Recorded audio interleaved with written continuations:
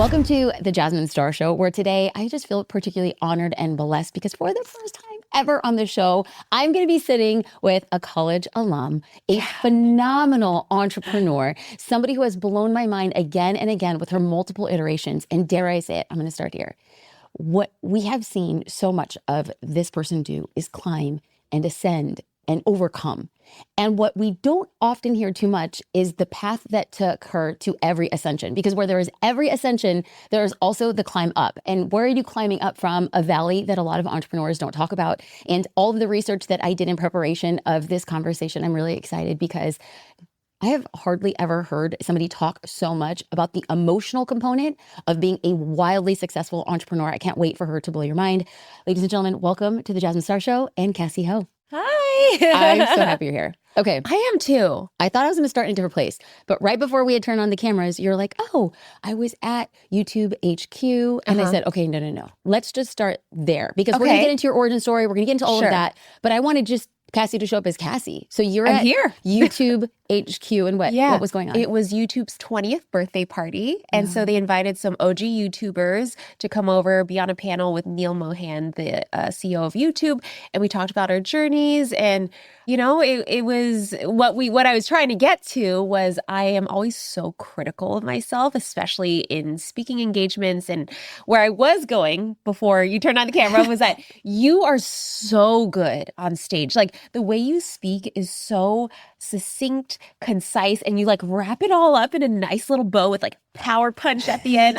You are such the inspiration. Well, okay. And then so what we should have said, okay, this goes back a little bit all over the place is, well, and feels good. It feels like a real conversation and less of an interview. So Cassey and I met in person. We'd gone to the same school. Shout out to Whittier College. Yeah. We're the fiercest poets. Yeah. And so we met last year in Miami where she was hosting a small business challenge for Inc. magazine and the UPS store. And I was a mentor. So I was able to work with a mentee. We went to the finals and Cassey was there and she was the host. Yeah. And we had connected. Now, here's the thing. I don't know if I told you, but I actually learned about your story from The Rock, Whittier College magazine. Yeah. Okay, so Whittier College has this like quarterly magazine that they send about like alum, and they had featured Cassey. And we're going to get to why they were featuring her in a second, because people are like, is this just like a girlfriend now? it might be, but here's the deal. I love being able to show a different side of an entrepreneur because what a lot of people see is mega successful, mega powerhouse, and dare I say, like mega perfection. And I know that there's a lot that goes behind the scenes. So what I read is I'm flipping through this magazine is about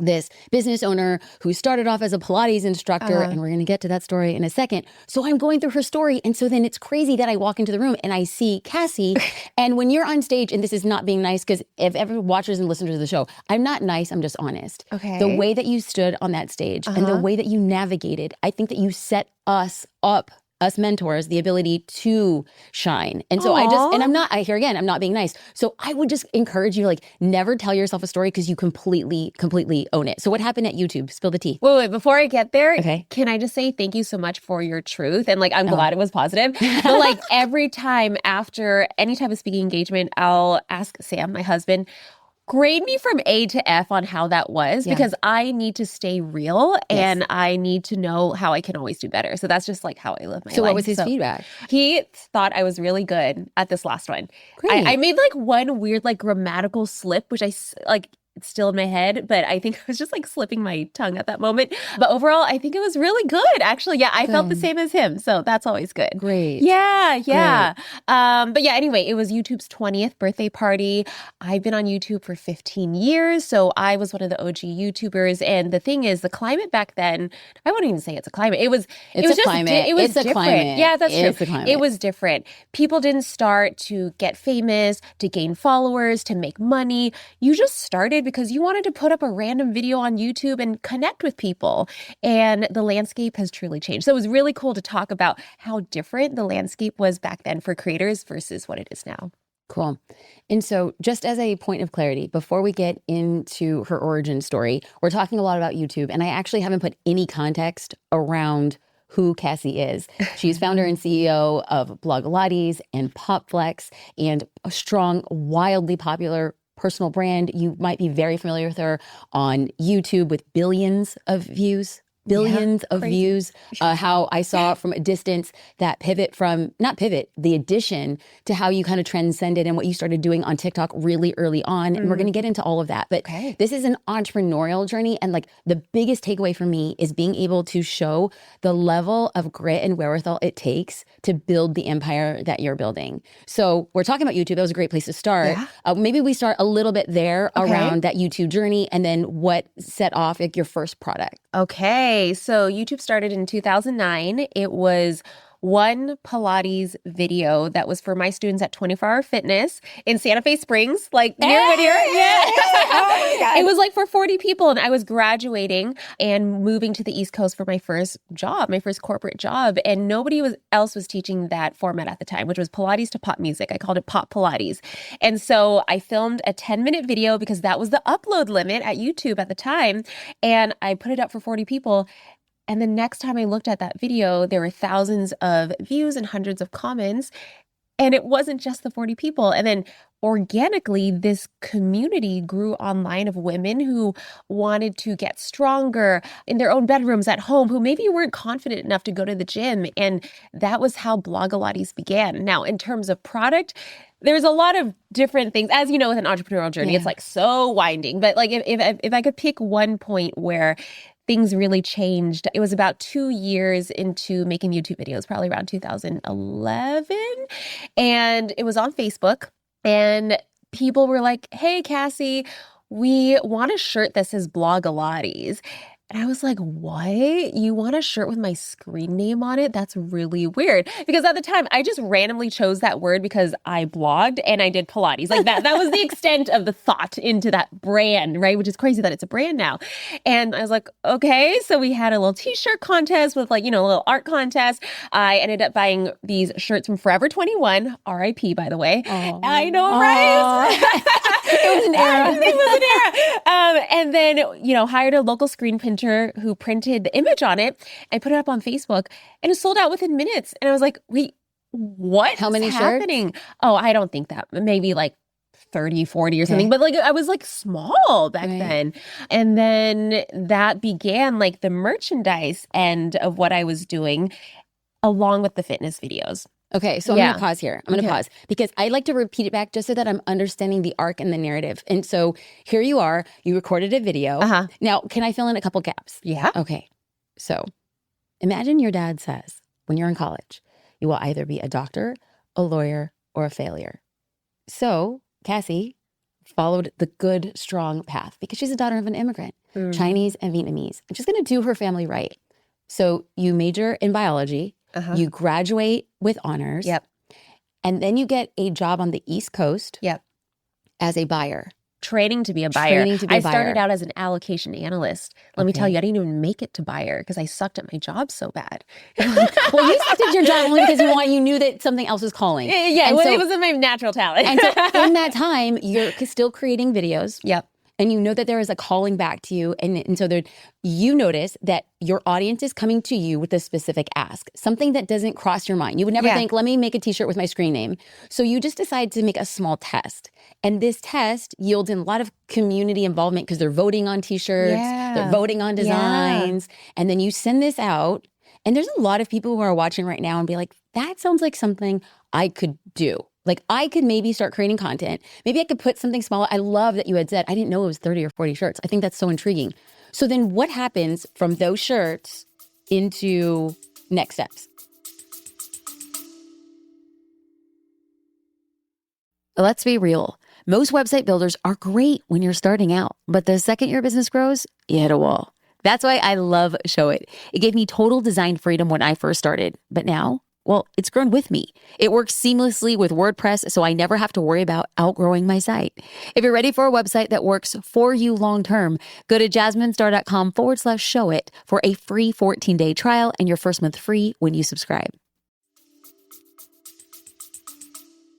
Oh, the shirts into next steps. I mean, after the shirts, there were slogans. If you remember at the time in the 2012-13 era, it was like train insane and remain the same, train like a beast, look like a beauty. Yeah. And so I started making like tons of different tank tops, and I was doing all the graphic design and everything. Then it went on yoga mats, then it went on water bottles. And I remember there was this moment, and again, I'm like jumping all over the place, but there was a moment when I was selling 30,000 of this one water bottle with train insane and remain the same on it with timestamps on the side so you could stay hydrated with like the timing Oh, that's cute. throughout the day. Yeah, I mean, it just like people just wanted a piece of the journey. Do you know what I'm saying? Yeah. So you leave Boston, you come back to California, and if I know a part of the story is that you're keeping the 30,000 water bottles or that inventory in your parents' garage. Yeah. Where are you living? Let's see. I think I actually moved back into my childhood home, and I what is felt your so dad think? lost. Oh my God. My parents were like, when are you going back to school? Like, what are you doing with your life? It was all of that. But And they honestly, see the inventory, right? yeah, but it was like still like, what are you doing? But anyway, they were so wonderful in letting me not only take over the garage, but then the living room and then the family room and then the kitchen. And there were like literally boxes that were, I feel like 10, 15 feet like up in the air. It was like, this was not happening anymore. So what ended up happening is I got a warehouse and we started shipping from there and just honestly just figuring everything out. Now, at this point, are you believing I'm building a business? Take me back to that time. And you're getting a warehouse. Yeah. And at this time, are you saying I'm an entrepreneur? I am choosing entrepreneurship, or what's going on? So, okay, I'm going to take you back even more because my childhood dream was to be a fashion designer. That's what I've always wanted. And some people ask me like, well, how did you know? Like, I just know. It's in my blood. It's in my bones. It's in my heart. I would walk around with a sketchbook, always sketching dresses. Why? I don't know. It just like, I feel like this is what I was put on earth to do. And I would make my own Halloween costumes, dance costume, my friends' prom dresses, like it was in me. And so during this time, I was building the YouTube channel. It was just the thing that was happening and it was fun while I was trying to figure out, you know, how do I get back to that original dream? Because I'm never going to let go of that. But what's amazing is that building that community eventually did lead me back into my childhood dream. Now, in this moment, you're saying like 2013, 14, I was definitely more YouTuber than I was designer because it was like graphic design in the background. It was fine and it was fun, but I didn't talk about it. And for the most part, I'm just going to like say easy in quotes. It was easy because it was screen printing on shirts, but none of this had to do with actual fashion design, actual artistry and craftsmanship. And that's like what I really, really wanted. This is the first time I actually heard that distinction and I love it. Okay. So at the time, if I heard you correctly, at the time, you're a YouTuber with a product line. Yeah. And the Cassey today is a fashion designer. Yes. Yeah. Oh, I love that. Yeah. And it actually took a while to change that narrative too. And we could talk about that. I'm sure. Okay. So you have a warehouse now. Yeah. You are a YouTuber. You're building up this massive, and I wouldn't even say because there's a difference between an audience and a community. Yeah. And at that time, so distinctly community. People were supporting each other. They were supporting you. You're growing. And one of the things that became like pretty clear in that journey, especially what was going on with YouTube, is that there was a lot of, this is a new platform in a new way. So people are warm and fuzzy in the beginning, and then kind of sometimes community kind of fractions. And so talk to me about negativity online. When does this start happening? And do you think it's a result of how successful you had become? Okay. Negativity began right away. And I think it's the result of being in the fitness industry. And I'm going to get to how it feels not being in it anymore at the end of the story. But, you know, the first time I put up that 10-minute video for 40 people, I was a Pilates instructor instructing. That is it. I did not mean to become a model, a role model, like any of that. But one of my first negative comments, of course, was about my body. Why are you so fat? Why don't you have abs? Why is your butt so flat? Like all these things, I was like, wait, I didn't, what? Like I'm an instructor. You know, you don't hear these things in real life. Right. And around, you know, this was like the first time people are really putting themselves online connecting, and then there's like randos behind screen names like saying mean stuff. And so it started pretty immediately. Not bad, okay? Not a lot. But as you know, with negative comments, it hits the soul and it hurts you, especially when it hits an insecurity, because I grew up chubby and I've always been hyper aware of my looks and my weight, unfortunately. Okay. So I think as Blogilates grew, of course, the positivity is always overwhelming. And like I said, it's the mean ones that really stick out to me. And as Blogilates got more and more popular, more people would come for me. And it literally was body shaming. And it was interesting because around this like 2015-ish time, it was also the rise of the body positivity movement, because I think a lot of people, especially women, were experiencing this body shaming online.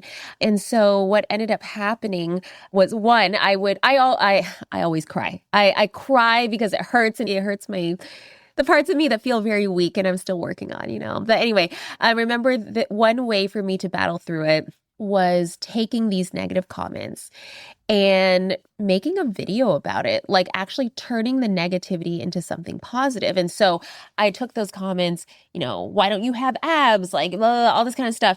And I literally photoshopped myself on video to look like what they wanted me to look like. Okay, and so hold on. Yeah. There's like a comment like, why don't you have a bigger butt? And Yeah. so then you photoshopped a bigger butt. And Yes. why don't you have a smaller abs? And all of it is one video. One video. Yes. Yeah. And it was really difficult to pull this one off because we were editing frame by frame. And because like there's 30 frames per second. So for every second, we would be pushing things. Like it was hard. It was hard on the back end. But anyway, that video not only was therapy for myself, but ended up becoming one of my hugest viral hits. It was featured on Good Morning America and did the whole news circuit. I did not expect that, and got so many messages from people saying I shared this with my daughter and with my wife, from men too, who didn't understand that women were going through this. And I called it The Perfect Body, and it still remains one of my favorite videos of all time. So yeah, negative comments, they just increase as you get bigger. That is what happens. You're just on a bigger stage and there's more people to critique you because, I don't know, but maybe it's fun for them. I don't know. I think you still do shades of it when you launch a design. Like this was probably maybe 6 or 7 months ago when you had launched a pair of hiking pants. Yeah. And you got negative comments. Yeah. And then you posted the negative comments and then you actually made style adjustments based on the hate. And to me, I thought, this isn't a clapback. It's simply, thank you for the user feedback. We're going to create something that's going to blow your dang mind. Yeah. And the response to it is so powerful. It comes across as very strong, but does it still hurt in the same capacity? Or I don't think anything hurts as much as attacking someone attacks my body. Now my designs are also my baby, so it hurts still because it hurts my creativity and my vision and my work ethic, but it will never hurt as much as someone attacking my body. So this is actually a cool loop back. So you were celebrating the 20-year anniversary of YouTube. But Yeah. there was also, I think it was VidCon, or there was some sort of video conference where there was representatives of YouTube where you stood up to advocate for yourself. Can you share that story? And there was one where you were crying and then a friend had to jump in. Oh, yeah. Oh, you did your research. Girl, I went deep. Because because this is the thing, Cassey. It's what people see is Taylor Swift wearing your clothing. What they see is the line drop at Target. Yeah. And what they see is your actual weights in, you can buy, what they see is this really beautiful, self-assured woman and a happy marriage and an adorable dog traveling the world. And there was so much behind the scenes. And that's what I want to say, because sometimes as entrepreneurs, we sit in the dark dungeon of ourselves and being other people can do that. And I'm like, no, we're going to talk about this beautiful, amazing, powerful woman who's gone through so much. So you can't get to walk the aisles at Target until you've gone through the perils of rising from the dust. Okay, so let's go back to that story. I'll take you back there. So this was around, I don't know, 2015, 16, 17. I can't remember anymore. But as Blogilates was getting really, really big on YouTube, of course, there is this same cycle that happens on any platform, and there is a drama period, okay? So I would say around 2015, 16, 17, whatever, the drama period hit. And it's interesting for you or for everybody. Creators? Okay. No, for the entire platform, because you can see it happen. I remember when TikTok first started, the drama period happened quite quickly because everything was just quicker with TikTok, but it was the same thing. And I'll get into that later. Anyway. Yes, girl. Yes. Yes. So Okay. this particular channel really enjoyed making up stories about, I guess, famous or popular YouTubers, because what would happen is that anytime I or any YouTuber would put up a video, there would be suggested videos. So if someone's making a video about you, and if it's also kind of like, oh, so-and-so, da-da-da, like you're going to want to, the audience is going to want to click on it. So this person would make these videos, get millions of views on them, and then she would just go on to the next person, until she like finished them. Unfortunately, I was one of the victims, and it was really bad. What was she saying? Oh, it was ridiculous stuff. So I'm not vegan, and this person was vegan, and nothing against vegans. I have many vegan friends. I love eating vegan, but this person just made it her mission to take down anyone who wasn't by making up stories. And I mean, I don't even know if I should say It's on fine, the it's fine, podcast like it's what fine, some of it's these fine. titles were. I mean, it was really terrible and complete lies, and it ended up like confusing a lot of my audience. Like, I mean, I guess like, should I just tell you so like you have an understanding of like No. Here's the thing. Here's the thing. I don't need to shed more light on people who actually, thankfully, are not present anymore because hate never lasts. And negativity never lasts. And so what I wanted to do was to contextualize how icky it got. But I trust you. It was bad. And when there's market confusion, it has a direct impact. Outside of like, okay, people could say, oh, toughen up, Cassey, get thick skin. You're putting yourself out there. Fine. But if it has business impacts, that's a very different level. So if people are confused and if people don't understand, it was affecting your business. Yeah. And I mean, essentially it was like, Cassey is fat because she's not vegan, or Cassey does this to animals. Like it was just like all fake stuff. And yes, it did tarnish the brand. It tarnished me. It caused confusion. And, and it was all linked back into that anti-body. It was the body shaming along with it. It was just so bad on the internet side. And then inside at the time, there was toxicity on my team. And we were so tiny. We were like 5 or 6 employees. But this was also like, I don't know. It was just really hard from the inside and outside. So I felt like I was crumbling as a leader, as an entrepreneur, as a YouTuber, as a CEO. Like I felt like I couldn't do anything right. And I almost quit. Like I was like, I can't do this. But the thing is, I just wasn't surrounding myself with the right people at the time. But yeah, I was like literally 30 days from being like, I am not meant for this. I should just stop all of it. So speaking of surrounding yourself around positive people, and I would like to go back to the team conversation because it seems like it was like this vortex of things that were happening that were causing you to get out of the current state and elevate into the next. But when you were at the conference, you tried talking about the negativity and the impact, and then somebody stepped in. Okay, so it was the YouTube Creator Summit, and YouTube puts this on for their top tier creators every year, and I was lucky enough to be invited. And I remember the YouTube CEO was having a town hall. And so I stood up and I said, hey, this thing is happening right now. It's not just happening to me. It's happening to a lot of people in this room right now. And that person is being paid to make videos to tarnish all of our reputations, and it's all lies. My voice was shaking so much because at this time, like I was being super harassed online through the lies. And this person sent their people to like just spam my Instagram. And at the time, there was no, what do you call it? When you can like block certain words. Comments. Yeah, moderation. So like it was just insane. Just imagine, do you remember when Kim K sent the snakes over to Taylor Swift's like page? It was that. Except it wasn't a snake. It was a banana. And so honestly, I'm like, I could not eat bananas for like 5 years after that. No, it was like psychologically damaging.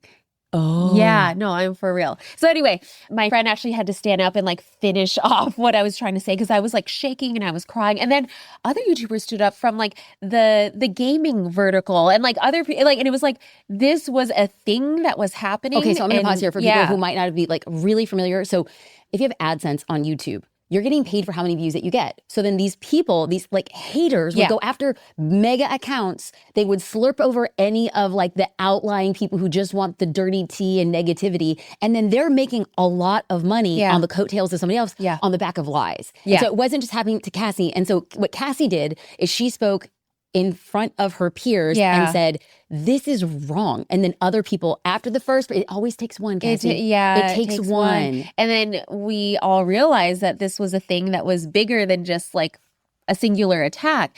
And, you know, I remember at this time, it was just like so painful. And I kept asking myself, why me? Like, why do I need to feel all this right now? And the answer to that question came after that summit, because of this, YouTube policy actually changed. And they changed the rules on harassment and things like that and how people can monetize online. And that channel ended up being demonetized, and that person ended up not making those videos anymore because it was all money-based anyway. And so the harassment ended up stopping. I don't even know if this person is still online. If they are, whatever, I don't even see them. But I guess all of that was for an entire platform policy change. And so around this time, there's toxicity online, and then there's toxicity within your team. Yeah. And the reason why I bring this up is because the goal for me was to show, like, for every ascension, there had to come like a dipping point in order for you to make decisions. And so you have a team of 5 or 6 at this time. And when you look back and at this time, do you consider yourself an entrepreneur? Yes, Okay. I would say, because we had... What year is this? Let's see... 2017, Okay. 18, something like that. Yeah. So you're considering yourself, I went from YouTuber to entrepreneur. I have a team. Yeah. And then you realize the team is toxic. And so when you look back at that, what did you not do to prevent that you've done now? Like, what is the main difference? Like, what was not happening at that time? You know, I remember also at one of these YouTube summits, a very popular YouTuber that I respect and still respect, he had an interesting perspective on how to hire people. And he said, hire from your fan base. You don't have to talk about your mission. They just get it. And all of us were like, yeah, of course. And so one of my first like big hires was from the fan base, an extremely talented individual. Unfortunately, I think what happens when you hire from the fan base is that they expect the online version of Cassey, the instructor version, who is bubbly and excited and happy all the time. But business Cassey is pretty business. Like it's a very, very serious. And so I think that created this weird dynamic where maybe they didn't expect the person that they expected, and created like this weird tension in the office where sometimes I would walk in and there'd be chatter, and all of a sudden, boom, silence. And like something, they were talking about something. And that just created this weird atmosphere. Now, that's just like one hypothesis I have on why that part went wrong. But there was a whole nother thing about, working with younger employees and, expectations versus reality, and, people wanting to be promoted really fast when they're not ready. And it was just like all of these things that I hadn't signed up for, like I signed up to, be a creative and design things and content create, but not manage people's feelings, become a therapist, like, which I'm still like navigating to this day. I'm much better now, but it was so difficult. It was really difficult. So it's very common in the entrepreneurial journey to understand that the team that gets you to a certain spot will most likely not be the team that gets you to the next spot as you ascend. Yeah. So when you look back at that time, how long from the moment where you realize, okay, this is not the team and this is not a good situation for me? I think it was like a couple or few years of really trying to make it work and make it better. And I think the hardest and most hurtful thing, especially for me, because I'm extremely sensitive and empathetic, and I want my team to also ascend with me and do better, but we also have to be so real and so honest with each other. And so if we can't get on the same page, it's just not going to work out. And eventually what ended up happening was the people who didn't feel like they wanted to be there left, and with that bad apple energy, like left all that toxicity, and then the right people came in place. And it was a really, really tough Did you time. shrink your team down, or was it like 1 or 2 people left and you brought 1 or 2 people in? Yeah, it was kind of like that. Wow. Yeah. And so talk to me, based on what you learned from, I'm assuming, did you hire from your community again?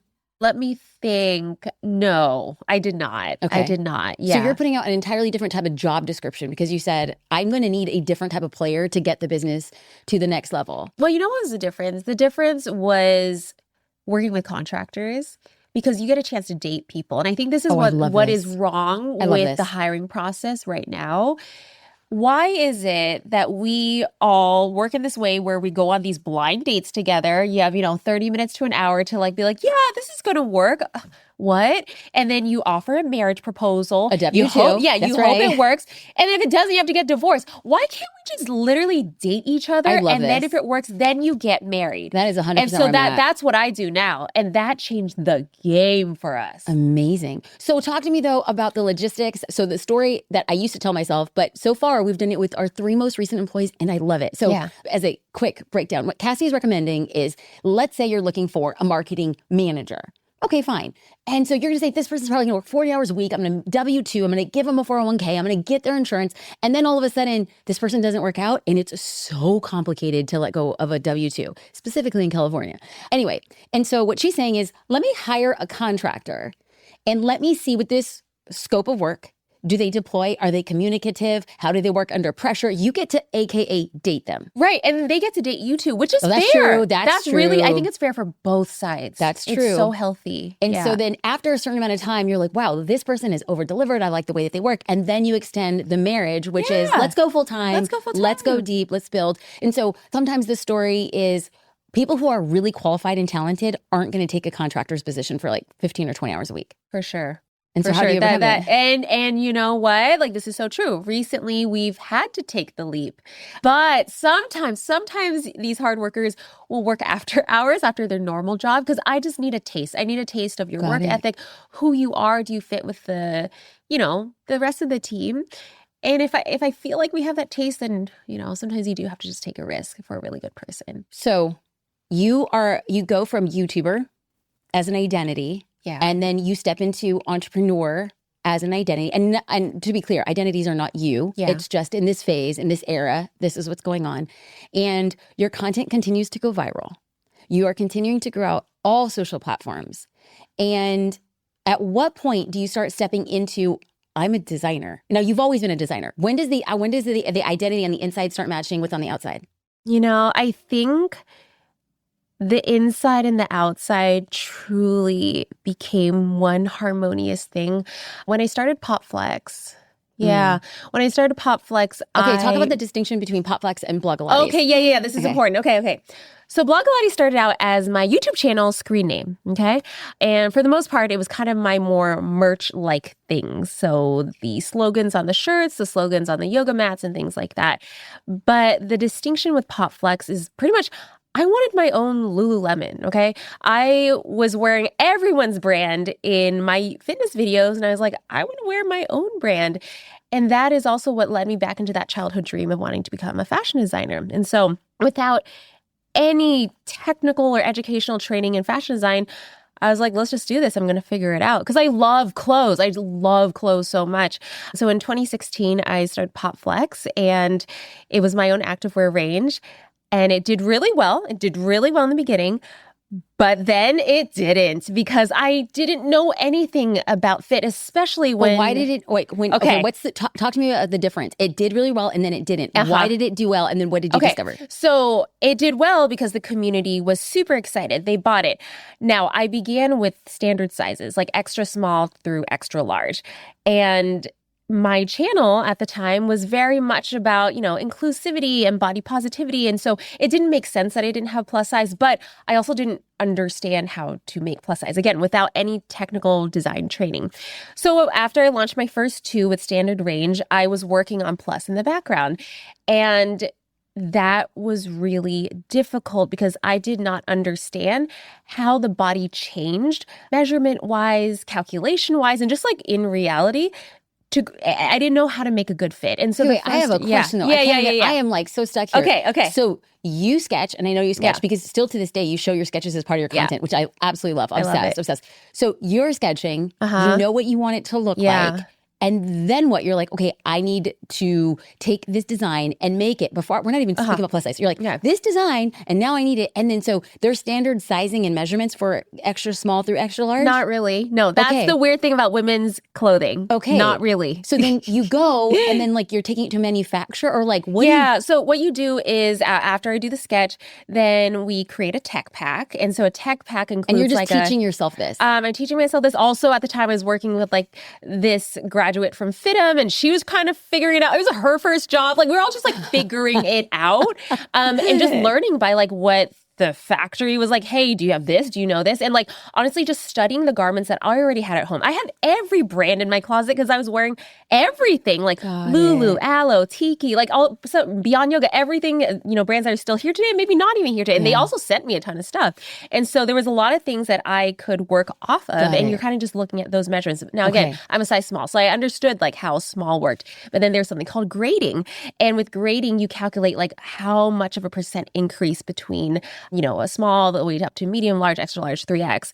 The thing is, it is not the same percent grade in different areas of the body. For example, you wouldn't grade a wrist that differently between like a small and a plus. Versus like hips. Hips can grow, boobs can grow. But wrists, not so much. Ankles, not so much. And so there's a lot of nuance to it that you don't know until you begin trying. So anyway, what I was saying is that I did not understand those things in our first plus drop. People are super excited about it. This is our third drop. And things came back a little too tight. So that was bad. And then so in the fourth drop, and again, like the first two drops were great because it was like, I think, within 6 months of each other, which felt like really healthy for a collection drop. The third drop took like a year and a half because I did not understand how to fit for plus.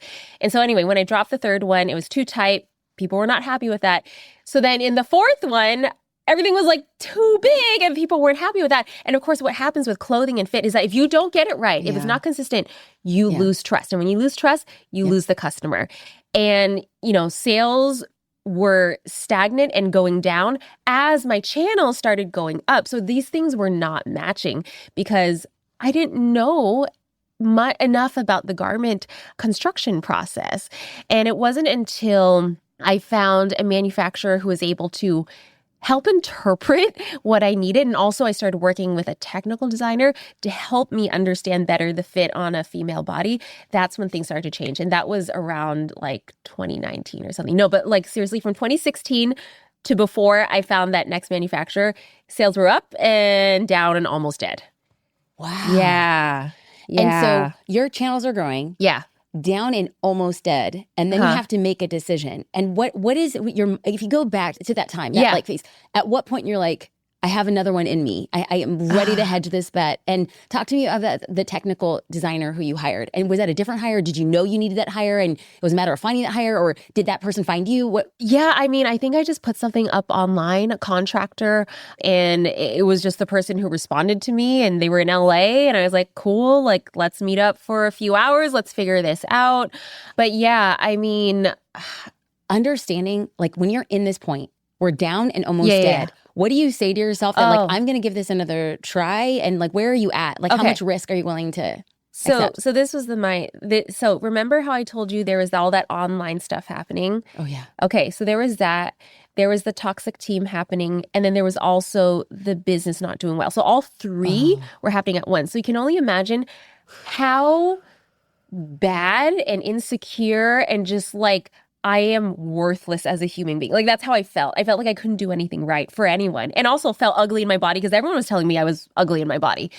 So I really wanted to give up. I was having panic attacks. And honestly, like, I didn't believe in myself anymore, which is really tough because I always believe in myself. I'm a very confident person and I have dreams. And my husband was like, Cassey, give it 30 more days.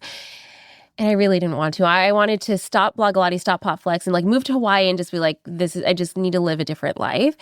And magically, it's in those last moments of almost giving up when you have to crawl out of that hole that this different type of survival instinct like comes out and things just happen. And it was in those 30 days that other manufacturer just randomly emailed me and I was like, ugh, whatever. I'm not even going to give you a tech pack. I'm going to send you my sketches and like, let's see what you can do as a test. And he actually did really great. And I was like, oh, okay. So that's when he came around. That's when I found the technical designer on Upwork. Like, things just happened. And also the bad apples left and new apples. Well, do you call them apples anymore? I don't know.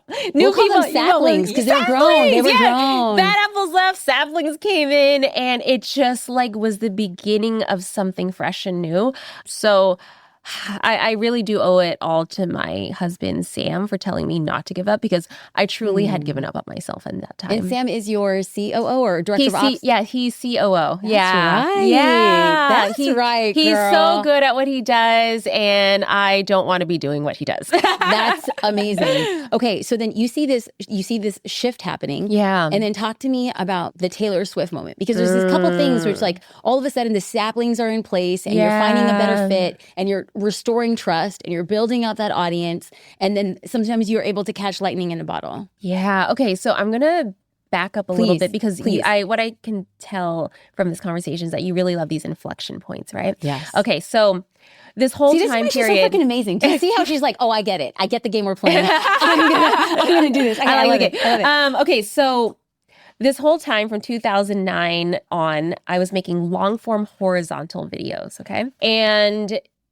that was all fitness videos. Now, around 2021, okay, again, Popflix started in 2016. Around 2021, I was feeling no longer challenged by doing the fitness videos. Now, I'm not saying I don't like fitness or working out or Pilates. I still do it every morning, okay? It's part of my lifestyle. However, creatively, I was no longer challenged. And I'm the type of person, I guess, unfortunately, that has to always live my life so challenged at all times in order to feel some sense of self-worth. It's just horrendous how I was brought up.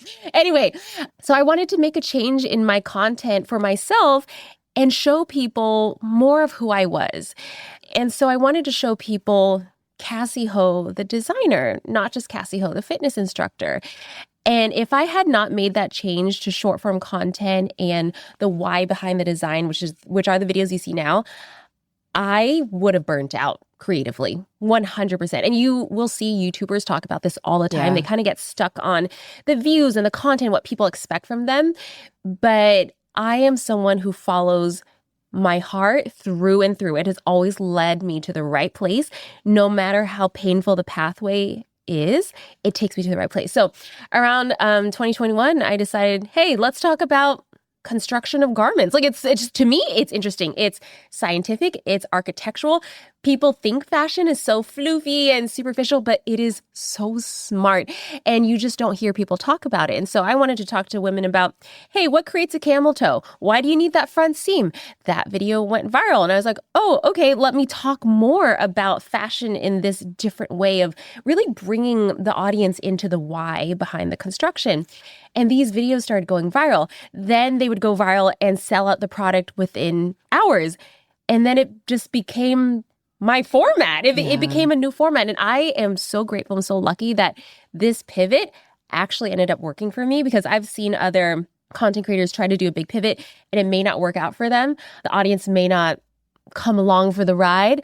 But I think for me, the difference is that desire of wanting to be a fashion designer, that was in my bones since I was born. And I think the audience could really tell that this is coming from a different place. Okay, I want to pause here from a business perspective. Yeah. And so just to slow it down a tiny bit for the audience is she went from long form horizontal into short form vertical, but she wasn't doing fitness in the short form, the short form vertical. What she was doing was explaining why, let's say, you get a camel toe in workout clothes. She was explaining fit to people. So while she wasn't speaking about fitness and specifically, she can actually get a fitness shirt and describe the differences between it. So it was an extension, not a complete diversion. And so then she starts realizing that she's striking a nerve by education. But what does the education do? It ends up selling her clothes. And that right there is just what you've pioneered. And I say pioneered because so many people have copied it, but it's so effective and like great to each their own. But you saw it, you did it, and then you reaped massive rewards from it. So you're shifting an audience though, because I'm guessing that the audience on YouTube became very different when you went to TikTok, Instagram. It skewed younger, I'm guessing. It did skew younger. And I remember, because this was during the pandemic, I remember one of the first times we were all let out again. And I was out on the streets. For the first time, a little girl who was like 8 or something came up to me and was like, I want to be a fashion designer just like you. And that was the first time it wasn't a woman who came up to me and said, thank you for helping me lose weight. Thank you for helping me be more confident in my body. And that's when it started changing. That was like the coolest thing. I will always remember that. And she likely saw you on TikTok. Yeah. Wow. Yeah. Uh-huh. Okay. So then talk to me about this shift in the demo, shift in views, and what type of growth are we seeing? When you decide, I'm going to shift my content, which in itself is a risk, from a business perspective, how are you quantifying the time and amount of energy? Because you spend a lot of time creating content. Oh my goodness. Yes. Okay. So one 60-second short takes me around 9 to 10 hours. And that's in filming, editing. There's a lot of it. And you're doing it yourself. I'm all doing it myself. And I know that's crazy. I know people think I'm crazy. But I have to explain myself, okay? I'm explaining myself because each of my designs are my babies, okay? I spend around average 2 years of product development. I'm in every fit for every product. And so I see the evolution of this product. And around like 95% of the products that we make all come from my sketch, that original concept. So I'm there for the entire process. And I want to be the person that births it to the world. And so it's really important for me, just in here, again, in my heart, to tell its story. And so I really do enjoy just taking my phone, setting it up on a little tripod. And I just start filming because I already know I don't do a script. I don't do a storyboard. Now, if I was working with a bunch of other people, 100% I have to do that, but it's all in my head. And so I film, I edit, I don't write, but my writing actually is the editing part because I'm thinking about how the story's going to be told. And then at the end, I'll do the voiceover once I have something that seems right. And I just I don't script it out. I just speak. And so, 9 to 10 hours, it's a lot, but it brought the joy back into editing for me because at the end of making fitness videos, I honestly, and I wasn't editing at the end, I couldn't stand it anymore. How many times can I hear myself talking about how to do a double leg lift or a crunch? Love it, but again, wasn't mentally challenged anymore. But talking about garment construction and just the why behind, different seams and stuff, that's interesting to me because it's different. Yeah. And so you start making this pivot, the content changes, the audience is changing, people are responding to it, it's lit up something on the inside. And so then what happens for the Taylor Swift moment? Okay. And I actually have to say, just as a side note, I love the content that you put out. Whenever I see a video and talking about your sketch to real life, I absolutely love it because when I wear it, I know oh, this is a secret pocket. Yeah. And oh, this is the way. And so I just want the audience to know that I am wearing currently Pop Flex. And before we turn on cameras, Cassey said, oh my gosh, this sweater looks so good on you. And I was just I want it in every color, not as an endorsement, but because I know what went in behind it. And I noticed the details that had I might overlooked, it's oh no, it's metal. It's a weighted end to the hoodie string. And I know where my side pockets are. And I know that I could pair it with a pair of jean shorts and I put it off the shoulder and then it goes from my gym to I'm just going to go out and spend the day here in Austin and just feel fly. So spend those 9 hours, girl. We appreciate it. We're better because of it. Okay. But talk to me. Okay. So this is the main point because what we see is a big takeoff. And then we see, and this is where I want to kind of lend it to a bit of suspense because there is the Taylor Swift moment. Then there's a bunch of people who copy it. Yeah. And then there's Cassey, and again, becoming a pioneer, climbing the next mountain and taking on much bigger audiences and bigger companies. So let's talk about that real quick. Okay. So we can't talk about the Taylor Swift moment without talking about the skirt that started it all. The skirt that started it all. So in 2021, I sketched the Pure Wet skirt. And essentially, it's a wide waistband skirt, 2-tiered mesh with shorts under, anti-camel toe pockets. And it really just imagine ballerina meets fitness, okay? Yes. It's just strong, athletic, and graceful all at the same time. So anyway, drew that in 2021, released it in 2022. When I was drawing it, I told my husband, Sam, Shein is going to copy this. I already knew because they were copying everyone. I was like, there's nothing like this on the What market. because it was new and so different. New and novel, and I had never seen it before, okay? And so, surely enough, I released the skirt. It goes viral. It sells out pretty much immediately. As we're trying to restock, Shein swoops in and makes the skirt, just like I said they would. And I end up calling them out. I was reached out by their Shein US president who wanted to get on a phone call with me to rectify things. I'm like, to rectify? Take it off the website and never do this again. We ended up meeting. He tried to offer a partnership for me to design for that. I was like, absolutely not. Just take this off the website and never do this again. Where are you meeting? Like, is it in person? Virtually. No, they wanted me to come in person. I was like, no, I don't think that's safe. Good I don't for think you. that's safe. So you meet virtually, and they're trying instead of like rectify, instead of saying we stole your. They never admitted to that. Okay, so they just said, "Oh, funny, we have the same identical item that didn't exist anywhere else, but we saw it went viral with you." Well, what? No, so they. You know, what he said is that, oh, that's not even our design. You know, we have buyers that it's a marketplace. We just bought it from a factory. Like what? Like pretty much never admitted that their people clearly saw my design and copied it because they saw the success.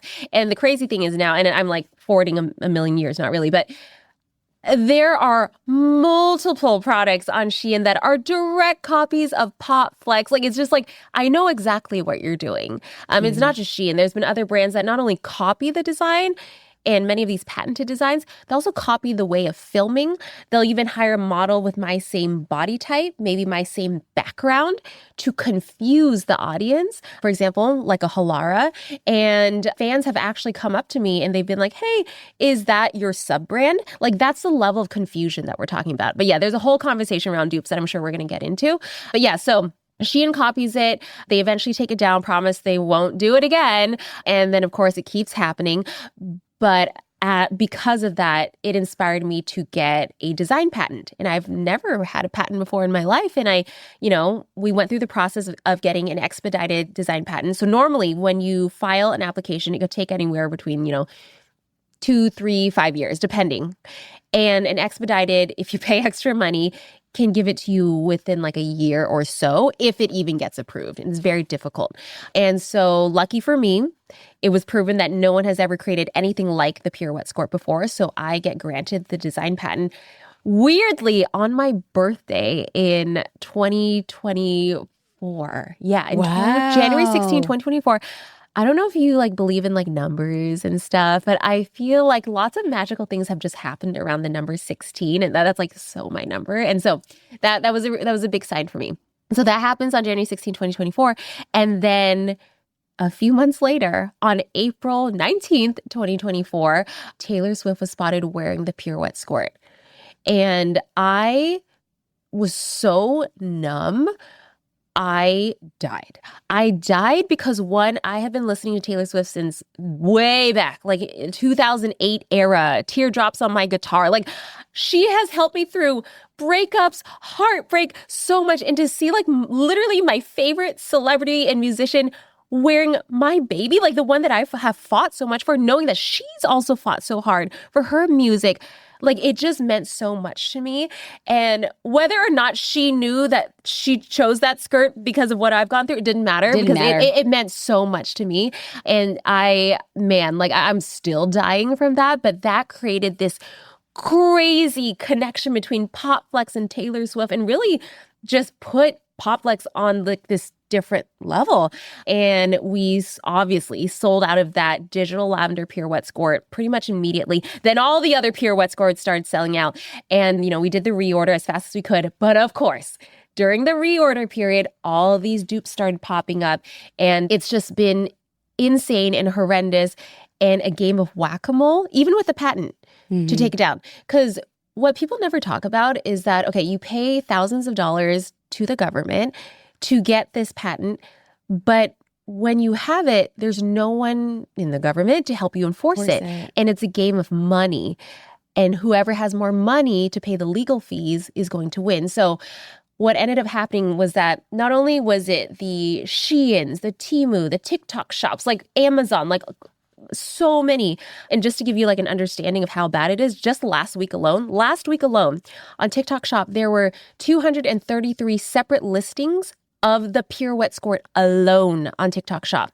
And every time there's a dupe listing, we have to fill out this huge form and take it down. And all the work goes on the owner. Instead of the infringer, because they can upload again. And I literally have a person full time filling out these forms and taking down. But at this point, it's like she doesn't even have enough time. I think I need to hire more people. And so it becomes like this thing that where I should be focusing on creating the next and the new, but I'm trying to protect myself. Now, there are people who say things like, oh, wait, hold on. I need to finish that story. And then I'll go back to what I was trying to say. After you see the spike in dupes for the online brands, online platforms, just within the past few months, it's gone to American retailers. And so that same pirouette skirt that Taylor Swift wore in that color, patented by me, is now at Nordstrom Rack, Kohl's, JCPenney, TJ Maxx, Marshalls. The list goes on. And it's just so infuriating because these multi-billion-dollar corporations, they can't just make an order from the original designer? Like, what is going on? I saw this go down on Instagram, on TikTok. And your community really started going over to Nordstrom's Instagram and saying like, hey, what's going on? Yeah. What has transpired? Okay, so just to bring the audience up to speed, she has a patent, a design patent. She went on social media and said, hey, Nordstrom, you can just order from us instead of buying a dupe. Support small business owners. Yeah. And then her community all went over and said, we want better and we want more. And then Nordstrom deflected. No, they didn't even do anything. They never DM'd me back. They, in fact, during this whole saga, instead of just like responding to any comments or saying anything, they put up this poor influencer like collab video and all the comments went on her page. Like, it was bad moves. I saw everything they were doing.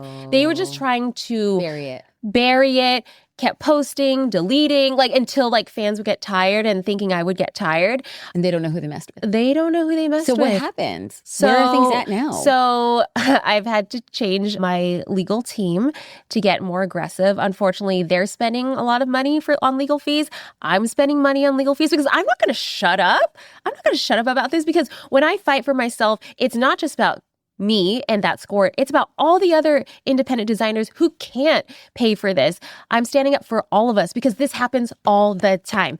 There is no respect for creatives. People think, people have even told me before, oh, your patent doesn't mean anything. I could design that in my sleep. Well, then why didn't you? Why didn't you? I think the same type of lack of respect happens when you just kind of see what's going on with AI and artists, like taking away from artists. And there would be no eye and generation of images if there was no one to take from. So just this like lack of respect for artistry gets me really riled up. And so I'm fighting for all of the artists out there, and I'm hoping that we can come to some type of resolution.